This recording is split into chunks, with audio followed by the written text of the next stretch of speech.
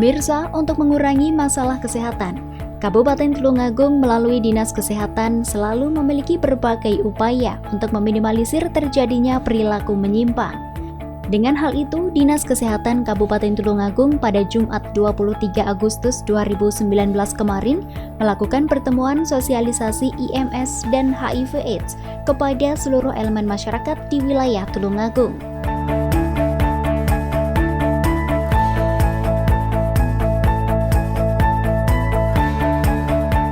Kegiatan yang dipusatkan di Aula Dinkes Tulungagung ini dihadiri oleh Kepala Dinas Tulungagung dan tamu undangan lainnya.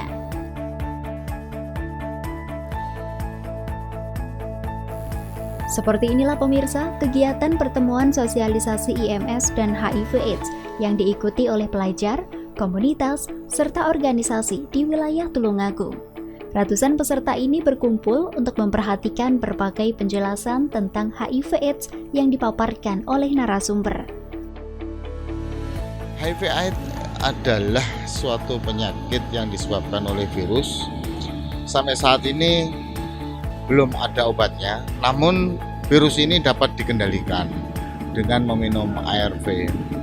Artinya apa? Artinya pembelahan sel yang dilakukan virus HIV ini akan dikendalikan oleh ARV yang diminum oleh penderita HIV seumur hidupnya, sehingga jumlah virus di dalam tubuh bisa dikendalikan jumlahnya, yang mengakibatkan tidak terlalu banyak antibodi yang dirusak. Jika jumlah antibodinya sama dengan orang normal, artinya sama kesehatannya dengan orang normal, hanya pada ODA orang dengan HIV/AIDS di dalam tubuhnya ada virusnya.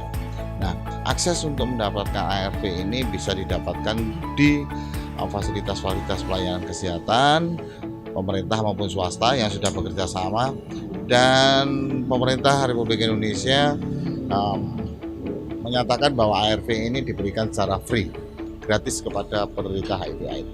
Ya.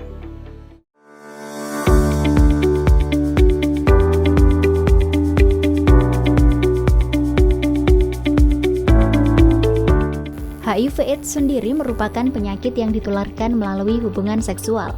Untuk itu, Dinkes Tulungagung memiliki upaya untuk memberikan pemahaman kepada masyarakat, khususnya di wilayah Tulungagung, dengan memberikan sosialisasi seperti ini.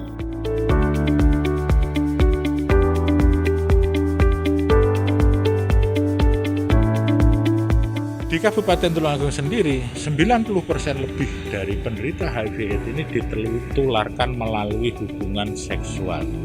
Hubungan seksual itu bisa laki-laki perempuan, perempuan, laki-laki, dan sebagainya.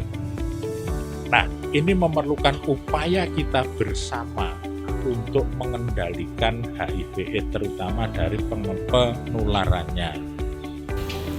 Nah, kalau kita melihat ke belakang bahwa penularannya melalui hubungan seksual sebagian besar mayoritas, sehingga yang perlu juga kita intervensi adalah bagaimana kita menanamkan kepada masyarakat perilaku seks yang sehat.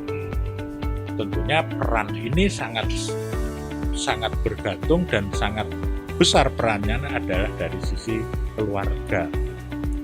Keluarga, sekolah, masyarakat itu sangat mempunyai peran yang sangat penting untuk merubah perilaku ini.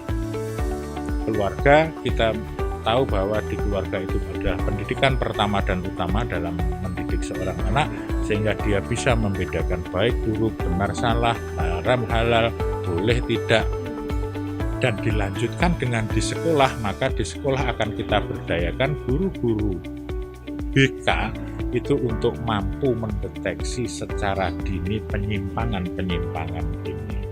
Tentunya mereka juga hidup di masyarakat, maka peran dari desa untuk lebih menyehatkan perilaku masyarakat ini sangatlah tinggi.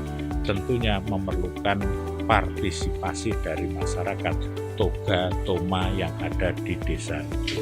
Salah satunya adalah kepedulian dari teman-teman Aku Tresno Tulungagung untuk melakukan aktivitas ini. Kami pemerintah Kabupaten Tulungagung melalui Dinas Kesehatan akan berusaha semaksimal mungkin untuk memberikan support, fasilitasi kegiatan-kegiatan yang bertujuan mengendalikan HIV.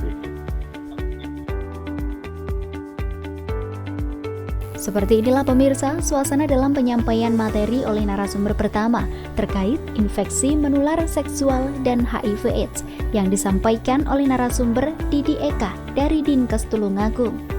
Kegiatan untuk mewujudkan kebersamaan dalam melakukan kerjasama dari semua pihak agar bisa berperan aktif dalam menanggulangi penularan HIV/AIDS ini, diharapkan semua masyarakat bisa memahami betul terkait penyakit HIV/AIDS dan sejenisnya. Ada beberapa macam, jadi ada yang melalui VCT, Voluntary Counseling and Test, artinya orang yang berisiko, merasa berisiko datang ke layanan kita dan minta dilakukan tes. Yang kedua ada yang mengalami infeksi oportunistik, artinya orang tersebut sudah sakit, kemudian provider kesehatan dalam hal ini medis curiga bahwa ini adalah infeksi oportunistik HIV sehingga dites hasilnya positif. Ada juga hasil mobile kita. Jadi kita melakukan mobile pada lokasi-lokasi yang berisiko, kemudian kita datang ke sana untuk melakukan mobile. Nah, itu juga bisa menghasilkan hasilnya itu. Terus kemudian di dalam program triple eliminasi, yaitu mengeliminasi agar tidak ada bayi yang lahir dengan HIV positif, agar tidak ada bayi yang lahir karena spilis, tidak ada bayi yang lahir karena hepatitis B, namanya triple eliminasi. Ini mewajibkan semua ibu hamil diperiksa HIV. Itu juga kita juga didapatkan dari situ juga kasus-kasus HIV. Jadi kita memotivasi dan menghimbau kepada ibu hamil itu untuk melakukan 3 tes itu. Jadi spilis, hepatitis B, dengan HIV. Semua ibu hamil di semua puskesmas dan rumah sakit pemerintah maupun swasta. Kita motivasi manakala panjenengan nanti ada Treponema pallidum, artinya menderita spilis, agar bayi yang dikandung itu tidak meninggal atau cacat, maka panjenengan harus diobati. Kalau misalnya diketahui HIV, maka panjenengan minum ART tidak menularkan pada bayinya.